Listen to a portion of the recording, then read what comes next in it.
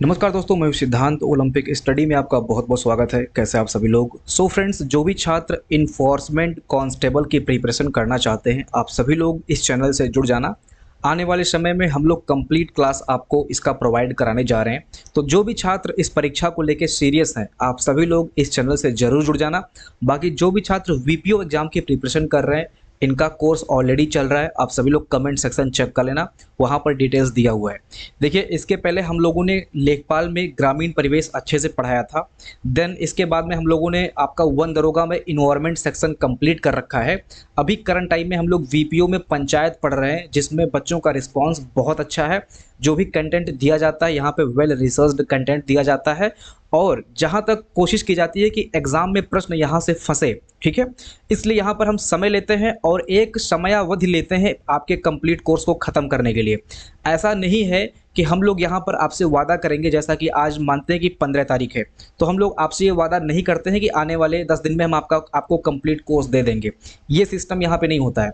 और इसी सिस्टम की वजह से बहुत सारे बच्चे अपना जो फीस है वो ऐसी संस्थाओं को दे देते हैं, जहाँ पर सिर्फ और सिर्फ कट कॉपी पेस्ट या फिर सिर्फ आपको वीडियो के माध्यम से 30 वीडियो लेक्चर दे दिया जाता है और कहा जाता है कि बस कोर्स खत्म हो गया। तो अगर आप ऐसे ट्रैप में फंस रहे हैं तो आपकी परीक्षा निकलना बहुत ही मुश्किल है।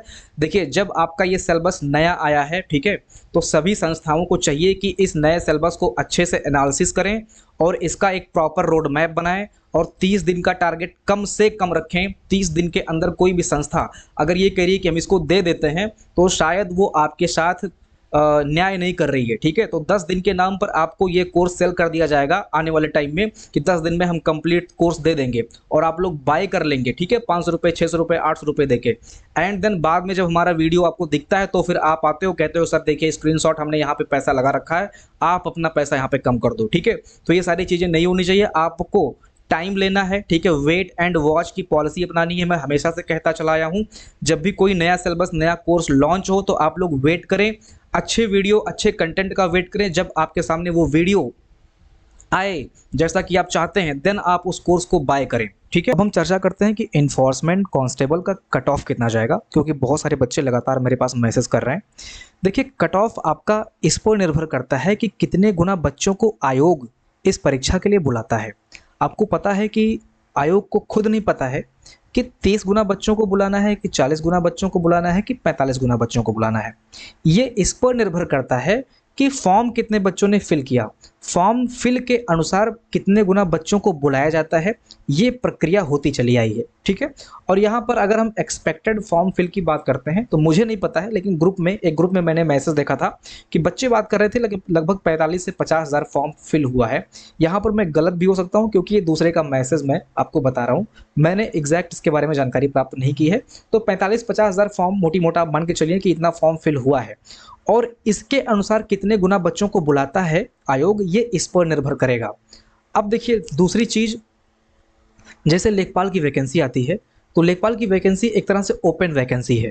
यहाँ पर एज लिमिट जो है वो 18 से 40 बोल दिया जाता है, विदाउट एनी कंडीशन। ठीक है, ना यहाँ पर फिजिकल होता है, ना यहाँ पर अन्य कोई कंडीशन लगाई होती है कि ये बच्चे एलिजिबल नहीं होंगे।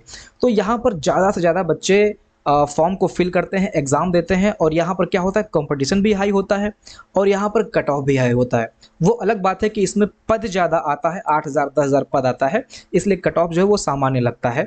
अदरवाइज इसमें अगर 100 पद आए, इसमें अगर 500 पद आए, तो देखिए आप कट ऑफ कहाँ पहुँचेगा, आसमान कुछ हो जाएगा, 80 प्लस निकल जाएगा। ठीक है, अब ऐसा इस एग्ज़ाम में नहीं है। इस एग्ज़ाम में दोस्तों कई सारी चीज़ें हैं, कंडीशन लगाई गई हैं, जिसकी वजह से बहुत सारे बच्चे यहाँ पर एलिजिबल ही नहीं होंगे, और वो बच्चे ऐसे होंगे जो पढ़ने में बहुत ही ब्रिलियंट होंगे। बात करेंगे कैसे।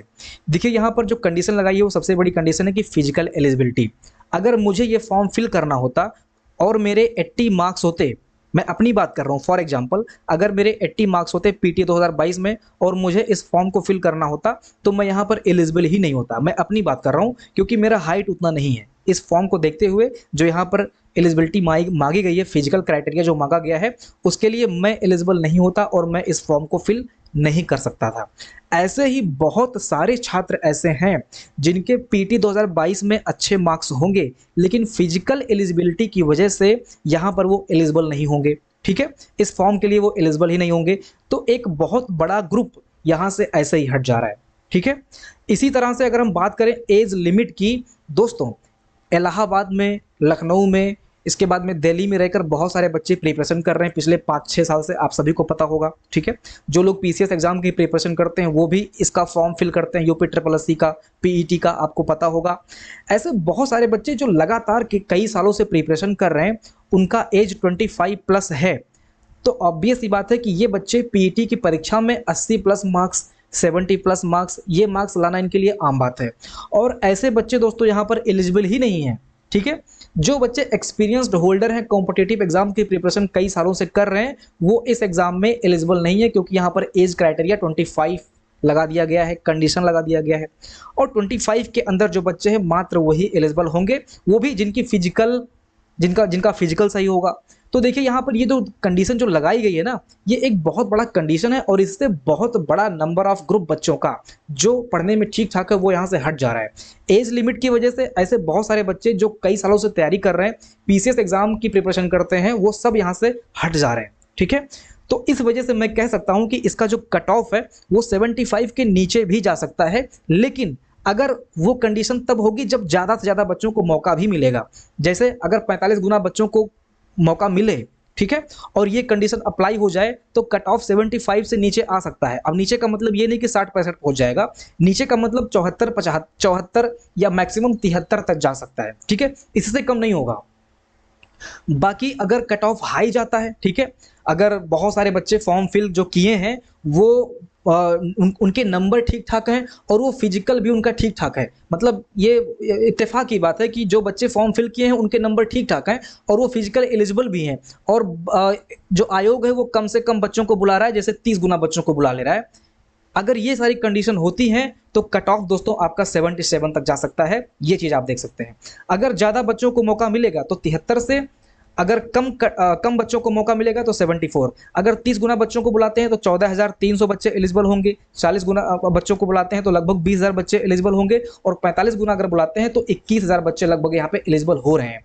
तो सारी चीज़ों को देखते हुए मैंने एक समअप निकाला है कि कट ऑफ दोस्तों आपका 75 से मार्क्स अगर है तो यहाँ पे +-2 आप ऐड कर लीजिए। ठीक है, 75 से 2 नंबर नीचे भी हो सकता है, जो चीज़ें मैंने बताई इन कंडीशन को देखते हुए, और कट ऑफ दोस्तों आपका 77 तक भी जा सकता है। ठीक है, अब अगर आपके 75 प्लस मार्क्स हैं, श्योर, ठीक, कंफर्म है आपके 75 प्लस हैं, तो आप लोग इस एग्जाम की प्रिपरेशन आंख मूंद के स्टार्ट कर सकते हैं। ठीक है, तो कट ऑफ पे हमने चर्चा कर ली, अब हम आगे बढ़ते हैं। अब हम विस्तार से इसके सिलेबस की चर्चा करने जा रहे हैं। आप लोग कमर कस लीजिए, यहाँ पर बहुत सारी चीज़ें आपको नया देखने को मिलेगा, और वीडियो थोड़ा सा लंबा हो सकता है, तो इसको आप लोग बाद में देखें या कभी भी देखें, लेकिन देखना ज़रूर है। यहाँ पर हम इसका जो मार्क्स पैटर्न है पहले इसको देख लेते हैं। जैसा कि आपको पता है कि 1/4 की नेगेटिव मार्किंग रहनी है, ये भी आप देख लेना, और कुछ अलग तरीके से यहाँ पर जो नंबर्स का वेटेज है ये रखा गया है। पहले इसको 2 भाग में बांटा गया है, इस परीक्षा को 2 भाग में बांटा गया है, भाग 1 और भाग 2। दोनों परीक्षाएं एक ही दिन होंगी, अलग अलग दिन पे नहीं है, दोनों परीक्षाएं एक ही दिन है, एक ही में है। लेकिन भाग 2 जो आपका है ये सिर्फ और सिर्फ इसमें आपको पास होना है। 50 नंबर का कंप्यूटर पूछा जाएगा, जिसमें आपको 17 प्लस मार्क्स लाने हैं, 33% मार्क्स लाने हैं, और इसकी कहानी यहीं पे ख़त्म है। इसका बेस्ट कंटेंट आपको प्रोवाइड करा दिया जाएगा। ठीक है, इसके बाद में हम बात कर लेते हैं उत्तर प्रदेश का। तो उत्तर प्रदेश 20 नंबर का है, और ये पूरा फुल वेटेज रखता है अपने आप में। ये सिर्फ पास नहीं करना है आपको, यहाँ पर आप नंबर लाएंगे और वो नंबर टोटल 100 नंबर में जुड़ेगा। ठीक है, और ये पूरा का पूरा भाग 1 के अंतर्गत आता है, मतलब उत्तर प्रदेश जीएस जो है ये भाग 1 के अंतर्गत है, और कंप्यूटर को भाग 2 में रखा गया है। तो कंप्यूटर का बढ़िया मटेरियल आपको दे दिया जाएगा। ठीक है, बाकी उत्तर प्रदेश का भी बढ़िया मटेरियल आपको दे दिया जाएगा। हमें काम करना है 80 नंबर पे। इस 80 नंबर को देख लेते हैं कि इसमें सबसे कम वेटेज किसका है। तो सामान्य प्रशासन एवं तकनीकी ज्ञान संबंधी सामान्य जानकारी, जो कि 15 मार्क्स का है, और सबसे हाईएस्ट वेटेज की अगर हम बात करते हैं तो सड़क सुरक्षा संबंधी जानकारी, जो कि आपका ये कोर टॉपिक है। ठीक है, और ये आपको पूरे भारत स्तर पे पढ़ना है, सिर्फ उत्तर प्रदेश विशेष पे नहीं पढ़ना है। जैसे अन्य टॉपिक को अगर आप देखेंगे तो यहाँ पर उत्तर प्रदेश राज्य विशेष लिखा गया है, यहाँ पर भी आपको उत्तर प्रदेश विशेष पढ़ना है। ठीक है, बाकी अन्य चीज़ें यहाँ पर भी देखिए आपको उत्तर प्रदेश विशेष पढ़ना है, और ये सामान्य प्रशासन तकनीकी ज्ञान संबंधी हो गया। ठीक है, और सड़क सुरक्षा संबंधी जानकारी जो है ये आपको भारत लेवल पे पढ़ना है। और इसका जो वेटेज है ये 25 मार्क्स का है और यहाँ पर आपको विस्तृत जानकारी प्राप्त करनी है इस 25 मार्क्स के अंतर्गत। अब हम इसके डिटेल पे आते हैं कि क्या क्या चीज़ें आपको पढ़नी है और कैसे कैसे पढ़नी है, किस किस टॉपिक के अंतर्गत क्या क्या आपको पढ़ना है। देखिए पहला जो है आपका पार्ट ये है सार्वजनिक परिवहन संबंधी आवश्यक जानकारी, उत्तर प्रदेश राज्य के परिप्रेक्ष्य में 20 नंबर का है। ठीक है, इसके अंतर्गत जो टॉपिक दिए हैं इसको देख लीजिए। पहला टॉपिक है आपका सार्वजनिक परिवहन के विभिन्न साधन। तो सार्वजनिक परिवहन के विभिन्न साधन कौन कौन से होते हैं ये आपको पढ़ना है, जिसमें आपको सिटी बसेस, ट्रेन हो गया, ठीक है, मेट्रो हो गया, इसके बाद में नॉर्मल जो बसें चलती हैं हाईवे पे, इसके बाद में जो एयरलाइन वगैरह होता है इसके बारे में जानकारी प्राप्त करनी है। तो ये सारी चीज़ें आपको पढ़नी है कि सार्वजनिक परिवहन के विभिन्न साधन कौन कौन से हैं जहाँ पर ये गवर्नमेंट के अंडर में काम करता है। ठीक है, एक होता है निजी वाहन, जैसे प्राइवेट बसें चलती हैं, आप लोग अपने गांव से जब शहर आते हो तो बहुत सारे बच्चे प्राइवेट बस करके आते हैं, तो वो प्राइवेट हो गया। लेकिन सार्वजनिक परिवहन आपको पढ़ना है, ठीक है, क्योंकि ये जो जॉब है ये सड़क पे लगनी है और सड़क पे आपको सरकारी नौकरी दिया जा रहा है, तो यहाँ पर आपको सरकारी चीज़ें पढ़नी है। ठीक है, बाकी रूल रेगुलेशन आप सारी चीज़ों को पढ़ेंगे, वो हम आगे चेक करेंगे। देखिए अगला है उत्तर प्रदेश में क्रियाशील एवं निर्माणाधीन विभिन्न एक्सप्रेसवे, राष्ट्रीय राजमार्ग व उनकी उपयोगिता। अब इसमें जो भी एक्सप्रेसवे हैं जैसे यमुना हो गया, यमुना एक्सप्रेसवे हो गया, पूर्वांचल एक्सप्रेस हो गया, इस एक्सप्रेसवे हो गया, इसके बाद में आगरा लखनऊ का एक्सप्रेसवे हो गया, गोरखपुर लिंक्ड एक्सप्रेसवे हो गया। ठीक है, इसके बाद में बहुत सारे एक्सप्रेसवे हैं और राष्ट्रीय राजमार्ग हैं, उनकी उपयोगिता पढ़नी है आपको उत्तर प्रदेश के परिप्रेक्ष्य में। उत्तर प्रदेश में स्थित जो राष्ट्रीय राजमार्ग हैं और एक्सप्रेसवे हैं उनको आपको पढ़ना है। ठीक है, और उनकी उपयोगिता पढ़नी है कि इनके उपयोग से क्या क्या चीज़ें प्रोग्रेस आई हैं, क्या क्या विकास हुआ है। जैसे एक्सप्रेसवे बनने से जो मालगाड़ियाँ होती हैं उनको चलने में सुविधा हो जाती है और वो कम टाइम में ज़्यादा दूरी तय करके जो ट्रांसपोर्ट सिस्टम है उसको ईजी बनाती हैं। तो ये सारी चीज़ें उपयोगिता के अंतर्गत आपको पढ़नी है। ठीक है, इसके बाद में तीसरा पॉइंट दिया है ओडीआर, एमडीआर एवं ग्रामीण सड़कें। तो ओडीआर एमडीआर क्या है? ओडीआर दोस्तों होता है other division, other district road, और एमडीआर होता है मेजर डिस्ट्रिक्ट रोड। ठीक है, अब इसका फुल फॉर्म मैंने बता दिया। अब इसमें जो चीज़ें आपको पढ़नी है जैसे इन दोनों में अंतर क्या है, इसके बाद में विड्थ कितनी होती है ओडीआर की, एमडीआर की सड़कों की विड्थ कितनी हो सकती है। ठीक है, ट्रांसपोर्टेशन सिस्टम इसका पढ़ना है और इसके बाद में आपको फिर ग्रामीण सड़कें पढ़नी है। देखिए डिटेल में हम लोग कभी बाद में चर्चा करेंगे, ये मैं आपको सिर्फ एक रोड मैप दिखा रहा हूं कि ये सारी चीज़ें आपके सिलेबस में मेंशन की गई हैं और ये चीज़ें आपको पढ़नी है। ठीक है, अब देखते हैं चौथा पॉइंट क्या है। चौथा पॉइंट है उत्तर प्रदेश राज्य परिवहन संबंधी संस्थाओं की संरचना, शक्ति, कर्तव्य एवं दायित्व। इसके बाद में इसी में है उत्तर प्रदेश मोटरयान कराधान अधिनियम 1947 के सुसंगत प्रावधान। अब ये जो 20 नंबर आप देख रहे हैं, इस 20 नंबर में 10 नंबर का टॉपिक सिर्फ आपका यही है। ठीक है, मेन पॉइंट यही है और ये आपको 10 नंबर देने वाला है, इसलिए इसको डिटेल में करना है। उत्तर प्रदेश राज्य परिवहन संबंधी संस्थाओं की संरचना, इसमें आपको डिटेल में जब आप देखेंगे तो ये आपको मैप पढ़ना है। ठीक है, ये पूरा संरचना है, ये संरचना पूरा का पूरा आपको दिया जाएगा, एक्सप्लेन किया जाएगा कि ये कैसे कैसे होता है, इसका मैप कैसे बनता है। ठीक है, ये पूरा आपको पढ़ना है। इसके बाद में आप देख सकते हैं यहाँ पे शक्तियां और कर्तव्य और इनके क्या क्या दायित्व हैं। उत्तर प्रदेश मोटरयान कराधान अधिनियम 1997 के सुसंगत प्रावधान। अब इस अधिनियम के अंतर्गत जो धाराएं हैं ये डिटेल में आपको पढ़नी है क्योंकि यहाँ पर साफ साफ मेंशन कर दिया गया है। ठीक है, तो आपको सिर्फ अधिनियम 1997 का ऊपर ऊपर से नहीं पढ़ना है, इसको डीप में घुस के इसकी धाराओं को भी पढ़ना पड़ेगा कि कौन सी धारा क्या कह रही है। ठीक है, तो ये हो गया आपका पार्ट 1 और पार्ट 1 के अंतर्गत आपको ये चीज़ें पढ़नी है, जिसमें आपका एक्सप्रेसवे हो गया, ओडीआर एमडीआर हो गया, इसके बाद में जो उत्तर प्रदेश राज्य की संरचना, शक्ति, कर्तव्य, दायित्व है ये, और मोटरयान अधिनियम 1997 के प्रावधान, और इसके बाद में जो आपके विभिन्न सार्वजनिक साधन हैं ये पूरा पढ़ने के बाद में आपको 20 नंबर मिलेगा और इस कंटेंट पर हम लोग काम करेंगे। आप लोग निश्चिंत रहें, आपको बढ़िया कंटेंट दिया जाएगा, बस आप लोग वेट करें। एक सीक्वेंस से चलना होता है। देखिए हम लोग वीपीओ कोर्स करा रहे हैं, अब वीपीओ कोर्स कराने में हम लोग 1 महीना टोटल ले रहे हैं। ठीक है, 1 महीना टोटल ले रहे हैं जिसमें अक्टूबर एंड तक आपका वीपीओ का कोर्स खत्म हो रहा है। जो भी छात्र यहाँ वहाँ से लेके कोर्स बैठे हुए हैं अन्य संस्थाओं से, वो सब परेशान हैं, क्योंकि 30 वीडियो में कोई कंप्लीट करा ही नहीं सकता है भाई। 30 वीडियो देने के बाद में आप लोग 3 बार देख लें तो अगर और सिलेक्शन हो जाए तो इससे बड़ी अच्छी बात क्या हो सकती है। लेकिन आपको वीडियो से नहीं, आपको अब ई बुक पे आना पड़ेगा, ठीक है, पीडीएफ कंटेंट पे आना पड़ेगा, क्योंकि वो टाइम जा चुका है कि आप लोग वीडियो के माध्यम से किसी भी एग्जाम को क्रैक कर लेंगे, बड़ा मुश्किल है। वीडियो से आपका कॉन्सेप्ट क्लियर हो जाएगा, और यहाँ पर हम आपको वीडियो भी प्रोवाइड करा रहे हैं, कॉन्सेप्ट भी आपका क्लियर करेंगे, तो सारी चीजें यहाँ पर आपको दी जाएंगी, वो भी अफोर्डेबल प्राइस पे, अफोर्डेबल फी पे, ठीक है। तो आप लोग निश्चिंत रहें, अन्य जगह से आप तुलना करेंगे तो हमारा जो कंटेंट होता है वो बेस्ट ही होता है। नहीं विश्वास हो तो वीपीओ का जो पब्लिक ग्रुप है उसको आप लोग ज्वाइन कर लीजिए, वहां पर जितने भी रिव्यू आए हैं उनको मैं अक्सर शेयर करता रहता हूं। बच्चों का रिव्यू क्या है पेड ग्रुप में, वो आपको दिख जाएगा वहां पे, ठीक है। लेखपाल में भी हम लोगों ने ग्रामीण परिवेश पढ़ाया था, बहुत ढंग से वहां परियोजनाओं को कराया गया था। इसके बाद में वन दरोगा में इन्वायरमेंट पढ़ाया, तो कोई नए नहीं है, पुराने से ही पढ़ा रहे हैं। आने वाले टाइम में एजीटी का भी बैच स्टार्ट हो रहा है, तो टीम है वहां पे, रिसर्च कंटेंट आपको दिया जाता है, तो आप लोग ये मत समझे कि नए नए आए हैं, ठीक है। ऑलरेडी काफी टाइम से हम लोग उत्तर प्रदेश जीएस क्या बोलते हैं, उत्तर प्रदेश जो आपका स्पेशल एग्जाम होता है, इन सारी चीजों को कवर करते चले आए हैं, विशेषकर जो आपका नया सिलेबस होता है उसका। अब देखिए पार्ट 2 में पर्यावरण के अनुकूल आधुनिक सड़क परिवहन के साधन पढ़ना है आपको। ध्यान रखना, पर्यावरण के अनुकूल आधुनिक सड़क परिवहन के साधन पढ़ना है। एक तो पर्यावरण के अनुकूल वो होना चाहिए, और दूसरा आधुनिक सड़क परिवहन के साधन, और वो भी उत्तर प्रदेश राज्य के परिप्रेक्ष्य में। तो आधुनिक सड़क वाहन के की बात करते हैं अगर हम, तो इलेक्ट्रॉनिक वाहन आ जाते हैं। तो अभी उत्तर प्रदेश में इतने स्तर पर, इतने अच्छे स्तर पर इलेक्ट्रॉनिक वाहन नहीं आए हैं, लेकिन फिर भी जो भी आए हैं उनको हमें पढ़ना है, ठीक है। और लगे हाथ हम लोग थोड़ा सा विश्व में भी जो चीजें हैं और भारत के परिप्रेक्ष्य में जो चीजें हैं, और बाकी उत्तर प्रदेश का तो आपको पढ़ना ही पढ़ना है, ठीक है। ये भी सारी चीजें हम देखते चलेंगे। देखिए ध्यान से, बहुत सारे बच्चे इलेक्ट्रॉनिक वाहन बोल देते हैं, मैं भी शायद इलेक्ट्रॉनिक ही बोल रहा हूं, लेकिन ये एक्चुअल में इलेक्ट्रिक वाहन होता है। ध्यान दीजिए, इलेक्ट्रॉनिक तो आपका जो आईसी वगैरह होता है ना, इसके बाद में जो कम्युनिकेशन लाइन होता है वहां पे वो चला जाता है। ये इलेक्ट्रिक वाहन की बात कर रहा है, ठीक है। इसका जो मोटर होता है वो इलेक्ट्रिक होता है, ठीक है। अब इसकी आवश्यकता और प्रभाव पढ़ना है, तो आवश्यकता ऑब्वियस सी बात है, क्योंकि जो पर्यावरण प्रदूषण है, जैसे कारें वगैरह हैं चलती हैं, सीएफसी गैस निकलती है, तो ये सारी चीजें हम लोग इलेक्ट्रिक वाहन से ही दूर कर सकते हैं। हालांकि इलेक्ट्रिक वाहन के अपने भी नुकसान हैं, उसको भी हम लोग देखेंगे, लेकिन यहाँ पर हमको उसका प्रभाव और आवश्यकता पढ़ना है, डिटेल में सारी चीजों को कवर करना है, क्योंकि ये आधुनिक सड़क सुरक्षा परिवहन के साधन, ये टॉपिक आपका मेंशन किया गया है पार्ट 2 के अंतर्गत, ठीक है। अब यहाँ पे देखेंगे, देखिए अगला टॉपिक है वाहनों से होने वाले उत्सर्जन एवं उनसे जन स्वास्थ्य पर पड़ने वाले प्रभाव।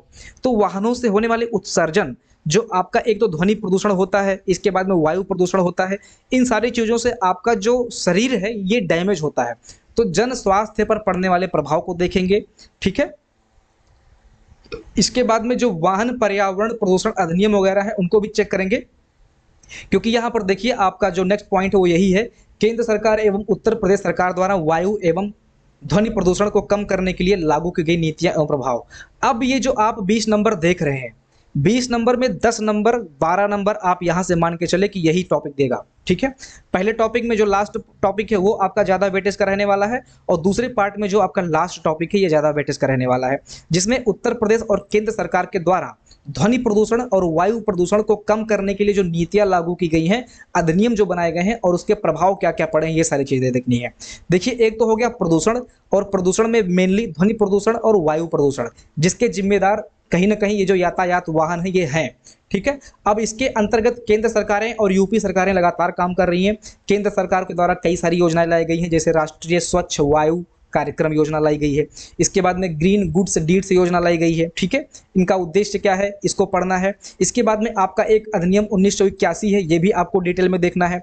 फिर फाइनली अगर हम बढ़ते हैं, इसका जो कोर है वो ये है कि prevention and control of pollution, सीधा सीधा यहाँ पे हमको पढ़ना है prevention and control of pollution. Pollution को कंट्रोल करने के लिए जो भी नीतियां आई हैं उसको डिटेल में पढ़ना है, जिसमें ध्वनि प्रदूषण अधिनियम भी आपको पढ़ना है 2000 का, ठीक है। ये चीज हो गया। इसके बाद में उत्तर प्रदेश में क्या क्या हुआ है, 1982 का प्रदूषण बोर्ड नियंत्रण पढ़ना है आपको। ये एक्चुअली में जल प्रदूषण नियंत्रण बोर्ड बनाया गया था, जिसको बाद में 1982 में प्रदूषण बोर्ड नियंत्रण कर दिया गया, ठीक है। इसके बाद में आपका वायु प्रदूषण अधिनियम 1981 पढ़ना है। इसके बाद में हमने वन दरोगा में इसको पढ़ा हुआ है, पर्यावरण संरक्षण अधिनियम 1986, तो थोड़ी सी चर्चा हम लोग यहाँ पे इसका भी कर लेंगे, ठीक है, क्योंकि पर्यावरण पर भी इनका प्रभाव कहीं ना कहीं डायरेक्टली इनडायरेक्टली पड़ता है। तो ये सारी चीजें आपको पढ़नी है केंद्र और राज्य सरकार की योजनाओं के अंतर्गत ध्वनि प्रदूषण और वायु प्रदूषण को कम करने के लिए जो योजनाएं बनाई गई हैं उसके अंतर्गत। ये आपका 20 नंबर का है, जिसमें आपका 10-12 नंबर यही टॉपिक देगा, लास्ट वाला। ठीक है, तो 2 पार्ट हमने डिस्कस कर लिया, बढ़ते हैं तीसरे पार्ट की तरफ। अच्छा, एक यहाँ पर टॉपिक और ऐड किया गया है पार्ट 2 में ही, यह है नवीन scrap policy, new scrap policy की आवश्यकता एवं प्रभाव, पुराने वाहनों के ई वेस्ट का पर्यावरण पर प्रभाव। ठीक है, इसका मतलब क्या है? इसका मतलब ये है कि जैसे फॉर एग्जांपल आप लोग एक कूलर लेके आए हैं, ठीक है, कूलर लेके आए हैं तो कूलर में लिख देता है कि ये कूलर कितने टाइम तक चलेगा, मींस कूलर की वैलिडिटी कितनी है। कूलर की वैलिडिटी बोल दिया कि 10 साल है। अब आप 10 साल तक कूलर को घसीट के चला भी दिए, ठीक है, आपके पास कूलर अभी भी अवेलेबल है, 10 साल पुराना कूलर अवेलेबल है और उसको आप अभी भी चला रहे हो। जिसने आपको कूलर बेचा था, ठीक है, रूल ये कहता है, न्यू स्क्रैप पॉलिसी के अंतर्गत रूल ये बनाया गया है कि जो भी दुकानदार, जो भी शॉपकीपर आपको कूलर बेच रहा है, वो 10 साल के बाद आपसे वो कूलर वापस लेगा और उसको ई वेस्ट में डाल देगा। कहने का मतलब वो वेस्टेज मटेरियल के अंतर्गत आ जाता है। और ये जिम्मेदारी कौन लेगा? और ये जिम्मेदारी दोस्तों जो दुकानदार है, जो वेंडर है, वो लेगा। उसकी जिम्मेदारी बनती है कि 10 साल के बाद में लिस्ट उठाए और आपको कांटेक्ट करे कि भैया 10 साल के पहले आपने कूलर जो लिया था वो वेस्ट हो चुका है, वो जो है वो पर्यावरण पर प्रतिकूल प्रभाव डाल सकता है। ये मैं आपके एग्जाम्पल की बात कर रहा हूँ। तो ये क्या है? ये एक तरह से नवीन स्क्रैप पॉलिसी बनाई गई है, जिसमें आपके जो पुराने वाहन हैं इसको क्या करना है, इसको आपको हटाना है ताकि ये पर्यावरण पर प्रतिकूल प्रभाव ना डाल सके, क्योंकि चीजें बदल चुकी हैं, वाहन में कई सारे अपडेशन आ चुके होंगे, है ना। तो उसको क्या करना है, उस वाहन को चेंज करना है। अब ये ड्यूरेशन 10 साल भी हो सकता है, 5 साल भी हो सकता है, कुछ भी हो सकता है। ठीक है, तो ये है आपका न्यू स्क्रैप पॉलिसी। इसके बाद में दोस्तों, जैसा कि मैंने आपको बताया कि सड़क सुरक्षा संबंधी जानकारी आपको प्राप्त करनी है और ये भारत लेवल पर जानकारी प्राप्त करनी है। टोटल 25 मार्क्स का है और ये पूरा का पूरा आपको बहुत अच्छे से पढ़ना है, क्योंकि यहाँ पर डिटेल में सारी चीज़ें दी गई हैं। सड़क सुरक्षा की अवधारणा, सड़कों के प्रकार, उन पर निर्धारित गति सीमा तथा गति के उल्लंघन का प्रभाव, डिटेल में आपको ये पूरा पढ़ना पड़ेगा। ठीक है, इसके बाद में जो अधिनियम वगैरह आप देख रहे हैं, सड़क दुर्घटना को कम करने के संबंध में केंद्र एवं राज्य सरकार द्वारा किए जाने वाले विशेष उपाय एवं नवीन मोटरयान अधिनियम 2019 में उल्लिखित व्यवस्थाएं, सड़क दुर्घटना होने के फलस्वरूप जान माल की क्षति को कम किए जाने के संबंध में उपाय, सड़क दुर्घटना होने वाले चालक एवं सामान्य नागरिक के कर्तव्य क्या हैं, गुड समैरिटियन की अवधारणा एवं उनके अधिकार, बहुत सारी चीज़ें आपको यहाँ पर डिटेल में पढ़नी है। इसके बाद में एक टॉपिक आप देख सकते हैं, माल वाहनों में ओवरलोडिंग के दुष्परिणाम एवं सामाजिक पक्ष। ठीक है, इसमें क्या होता है, इसमें चालान करता है अगर आप ओवरलोड गाड़ी करते हो, आपकी गाड़ी खराब होती है, लॉन्ग रन में, लॉन्ग टाइम में अगर देखा जाए तो आपकी गाड़ी पे नुकसान होता है। करंट में आप ओवरलोड के माध्यम से ज़्यादा पैसा कमा सकते हो, लेकिन लॉन्ग टाइम में अगर आप देखेंगे तो ये क्या करता है, आपकी गाड़ी को खराब कर देता है। इसके बाद में जो जितने टाइप के सिग्नल हैं, लेन ड्राइविंग के जो संकेतक होते हैं उनको पढ़ना है, जितने भी टाइप के सिग्नल होते हैं उनकी विशेष जानकारी पढ़नी है, इसके प्रभाव पढ़ने हैं। तो ये 25 मार्क्स का है, ये डिटेल में आपको पढ़ना है और ये सारी चीज़ें आपको कराई जाएंगी। ठीक है, अब हम आगे बढ़ते हैं चौथे पॉइंट की तरफ, सामान्य प्रशासन एवं तकनीकी संबंधी सामान्य जानकारी, जो कि 15 मार्क्स का है। इसमें दोस्तों जो प्रमुख टॉपिक है ये जो दिए गए हैं इसको देख लेते हैं फटाफट। इसमें जो पहला टॉपिक है ये है आपका HSRP नंबर प्लेट की अवधारणा एवं प्रभाव। HSRP नंबर प्लेट क्या होता है? ये क्या होता है? ये हाई सुरक्षा पंजीकरण प्लेट होता है, means high security registered plate होता है। इसमें जो वाहन जनित अपराध होते हैं, जैसे ये नंबर प्लेट अगर कहीं लगता है तो इससे जो वाहन जनित अपराध होते हैं ये कम होता है। ठीक है, इसके बाद में जो कार का पूरा डिटेल है, जैसे इंजन नंबर उसका हो गया, इसके बाद में जो और भी चीज़ें हो सकती हैं जो किसी कारण महत्वपूर्ण हो सकती है, वो सारी चीज़ें आपका HSRP प्लेट पर मेंशन किया जाता है। ठीक है, तो ये सारी चीज़ें आपको पढ़नी है इस प्लेट के अंतर्गत। इसका दूसरा पार्ट है BH सीरीज का नंबर प्लेट आपको पढ़ना है, इसकी आवश्यकता और प्रभाव पढ़ना है। तो BH सीरीज में आप देख सकते हैं यहाँ पे, BH सीरीज का मतलब भारत सीरीज होता है। अच्छा, जो HSRP नंबर प्लेट है उसका जो फॉर्मेट है वो मैंने यहाँ पे बना रखा है। एक QR कोड होता है, इसके बाद में इंडिया INR लिखा होता है और नीचे एक सीरियल नंबर रहता है। ठीक है, और इसके बाद में अगर हरियाणा की गाड़ी है तो हरियाणा 26 इसका जो डिस्ट्रिक्ट कोड है, इसके बाद में DQ और ये नंबर लिखा होता है। और इसी का एडवांस वर्जन आता है BH सीरीज नंबर, जिसमें ये जो HR लिखा होता है ना, जैसे हरियाणा हो गया तो HR लिख दिया, हिमाचल प्रदेश हो गया तो HP लिख दिया, उत्तर प्रदेश हो गया तो यूपी लिख दिया। तो ये BH सीरीज में क्या होता है, ये यूपी, HP, HR इन सबको हटा दिया जाता है और एक नंबर सिर्फ और सिर्फ BH लिखा जाता है, दैट मीन्स भारत।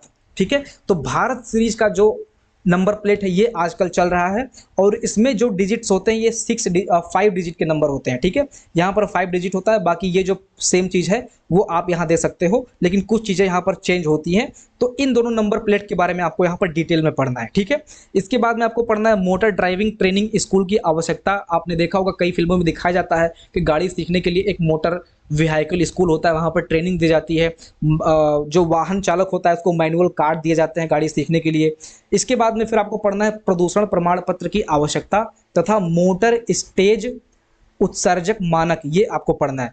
इसमें जो आपका PUC होता है जिसको हम लोग पॉल्यूशन अंडर कंट्रोल बोलते हैं, PUC क्यों बनवाते हैं लोग, ये सारी चीजें आपको पढ़नी है। ठीक है, PUC सर्टिफिकेट होता है, जब आप गाड़ी चलाते हो, 4 पहिया गाड़ी चलाते हो तो PUC भी चेक किया जाता है। प्रदूषण सर्टिफिकेट आपके पास है कि नहीं, ये भी चेक किया जाता है। ठीक है, और इस PUC में लिखा रहता है कि जो आपकी गाड़ी है, ये जो तय किया गया मानक है, ऑब्वियस सी बात है कि गाड़ी प्रदूषण करती है, सभी की गाड़ी प्रदूषण प्रदूषण करती है। तो एक लिमिट बनाया गया है कि इस लिमिट के अंदर आपकी गाड़ी प्रदूषण कर रही है। उस लिमिट से बाहर अगर ये सर्टिफिकेट आपके पास नहीं है तो ये माना जाता है कि आपकी गाड़ी जो है वो ज़्यादा प्रदूषण कर सकती है, पॉल्यूशन फैला सकती है, और इसके अंतर्गत आपको जुर्माना ठोका जाएगा। ठीक है, जुर्माना आपको लगा दिया जाएगा। इसके बाद में अगला है न्यू सूचना प्रौद्योगिकी का परिवहन पर प्रभाव। न्यू सूचना प्रौद्योगिकी का आपको पता है कि आजकल कारों में आप लोग देख रहे होंगे कि एक तरह से मॉनिटर लगा होता है, और भी कई सारी चीज़ें जैसा हेडफोन वगैरह हो गया। ठीक है, और बहुत सारी चीज़ें, वाईफाई वगैरह भी सिस्टम आपके कार में दिया जाता है। तो न्यू सूचना प्रौद्योगिकी का मतलब एक तरह से कंप्यूटर पूरा बना दिया गया है, एक तरह से ऑटोमेटिक सिस्टम भी कारों में लागू हो चुका है। तो इसका प्रभाव क्या होगा परिवहन विभाग पर, ये आपको पढ़ना है। आने वाले टाइम में जैसे उड़ती हुई कारें भी आ रही हैं, इसको भी हम लोग देखेंगे इसके अंतर्गत। तो ये सारी चीज़ें आपको दोस्तों आपके सिलेबस में दी गई हैं। इसके बाद में आपको उत्तर प्रदेश स्पेशल और कंप्यूटर सेक्शन पढ़ना है। तो हमने यहाँ पर डेप्थ में विशेष चर्चा किया आपके सिलेबस का। अगर आप लोग ढंग से पढ़ना चाहते हो, एक टाइम पीरियड के अंतर्गत कंप्लीट सिलेबस चाहते हैं, तो आप लोग हमारे चैनल से जरूर जुड़ जाना। आपके लिए जो एक ग्रुप बनाया गया है इन्फोर्समेंट पब्लिक ग्रुप बनाया गया है, इसको आप सभी लोग ज्वाइन कर लीजिए। 40-50 बच्चे ऑलरेडी हैं, 100 बच्चों को कंप्लीट होना है, देन आपका जो है कोर्स स्टार्ट कर दिया जाएगा। ठीक है, बाकी संबंधित जानकारी आपको उसी ग्रुप में समय समय पर मिलती रहेंगी। वीडियो को बहुत लंबा ना करते हुए मिलते हैं अगली वीडियो में। अपना ध्यान रखिएगा। जय हिंद।